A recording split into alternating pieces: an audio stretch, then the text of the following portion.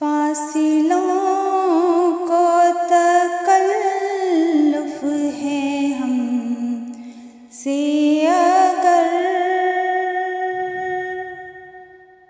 ہم بھی بے بس نہیں، بے سہارا نہیں، خود انہیں کو پکاریں گے ہم دور سے، راستے میں اگر پاؤں تھک جائیں گے، ہم مدینے میں تنہا نکل جائیں گے،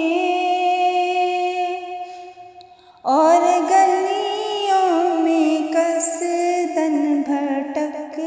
جائیں گے، ہم وہاں جا کے واپس نہیں آئیں گے،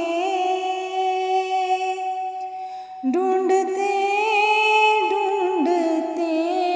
لوگ تھک جائیں گے، جیسے ہی سبز گنبد نظر آئے گا، بندگی کا کرینہ بدل جائے گا، سر جھکانے کی فرصت ملے گی کسے، خود ہی پلکوں سے سجدے ٹپک جائیں گے، نام آقا جہاں بھی لیا جائے گا، ذکر ان کا جہاں بھی کیا جائے گا، نور ہی نور سینوں میں بھر جائے گا، ساری محفل میں جلوے لپک جائیں گے، اے مدینے کے زائر خدا کے لیے، داستان سفر مجھ کو یوں مت سنا، بات بڑھ جائے گی، دل تڑپ جائے گا، میرے محتاط آنسو چھلک جائیں گے، ان کی چشم کرم کو ہے اس کی خبر، کس مسافر کو ہے